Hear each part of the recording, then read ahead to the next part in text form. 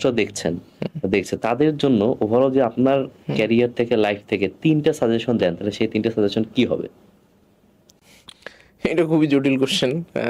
এটা তো প্রিপারেশন নিয়ে আসি নাই, কোনো কোশ্চেনেরই তো প্রিপারেশন নেই নেই, বাট যা মাথায় আসছে সেটা বলার চেষ্টা করছি।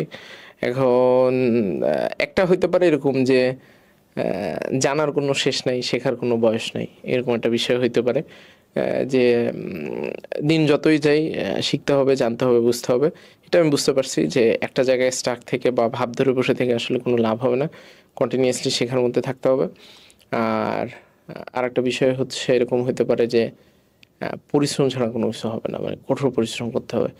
আমি আমাদের প্রোগ্রামিং হিরো টিম মেম্বার অনেককে দেখে আমি সিরিয়াসভাবে ইন্সপায়ার্ড হই, আমাদের স্টুডেন্টকে দেখে আমি খুব ইন্সপায়ার্ড হই, কারণ ওরা অনেক অনেক পরিশ্রম করে। মানে আমি ওদের ধারে কাছেও নাই, মানে কোনো ধারে কাছে নাই। তো আমি অনেক সময় আসলে হিংসা করা তো উচিত না, মানে এটা তো খারাপ জিনিস, বাট স্টিল আমার দেখে মাঝে মাঝে মনে হয় আল্লাহ, ওদের মতো যদি একটু পরিশ্রম করতে পারতাম, ওদের মতো যদি একটু করতে পারতাম, তাহলে মনে হয় ভালো হইতো। সো চেষ্টা চালাই যে অনেক সময় পারি, অনেক সময় পারি না। তবে পরিশ্রম আসলে খুবই খুবই প্রয়োজন জীবনে। আমরা অনেক সময় ভাবি যে কপালের দোষ দেই, এটা সেটা দেই, বাট আমার যেটা ফান্ডামেন্টালি আমি বিশ্বাস করি, there is always 50% luck and 50% hard work. But you must be ready with your 50%। তোমার 50% নিয়ে তোমাকে রেডি থাকতে হবে, কারণ কখন উপর আল্লাহ তোমার উপর রহমত দিবে তুমি কিন্তু জানো না। আর যখন রহমত দিবে তুমি কি প্রিপারেশন নেওয়ার সুযোগ পাবা? হয়তো পাবা না।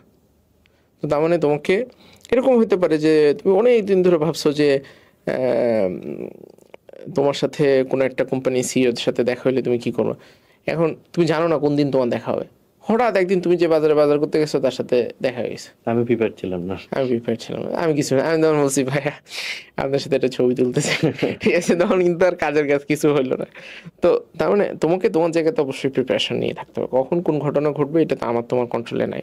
সুতরাং আমার দিক থেকে আমার পরিশ্রমটা নিয়ে আমি সবসময় যেতে, আমি সবসময় 100% হবেও না, বাট ওইটাই মজা, মানে জিনিসটা যে 100% হবে না ওইটাই মজা। সো ওই চেষ্টাটা চালাই যেতে হবে। সব শেষে একটা জিনিস বলতে চাই, সেটা হইতেছে যে স্পিরিচুয়াল জিনিসপত্র খুবই খুবই গুরুত্বপূর্ণ।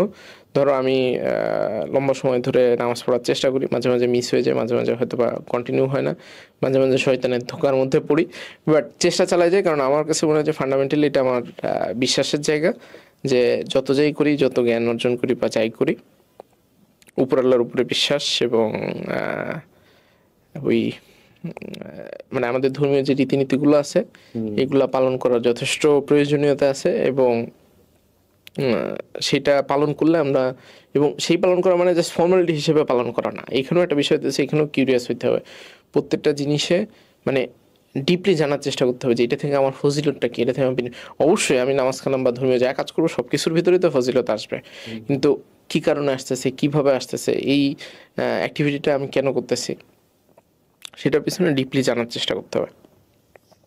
যদি জানার চেষ্টা করি তখন কিন্তু, মানে একটা বিষয় হচ্ছে তুমি জানো যে নামাজ পড়লে তোমার সিরিয়াস বেনিফিট হবে, অ্যান্ড তুমি যদি বিশ্বাস করে পড়তে পারো তাহলে এটা বেনিফিট কত ভালো। আর কেউ একজন ব্লাইন্ডলি ধরো পড়তেছে, সেখানেও উপরওয়ালা তাকে রহমত দিচ্ছে, কিন্তু একটা মানে মনের ভিতরে একটা ইয়ে আছে না, একটা মানুষ ধরো একটা দায়িত্ব পালন করতেছে কারণ সে ভাবছে যে এইটাই আমার দায়িত্বটা করতে হবে, আর একটা হচ্ছে তুমি মানে দায়িত্ব পালন করতে করতে তুমি মজা পাচ্ছ, তুমি ফিল করতে পারতেছো যে এইটা তো আসলে মানে একটা হ্যাপিনেস দিচ্ছে, তো তখন কিন্তু মানে জিনিসটাতে এক তো আল্লাহর রহমত আছে, আবার নিজে থেকেও ভালো ফিল করতেছে।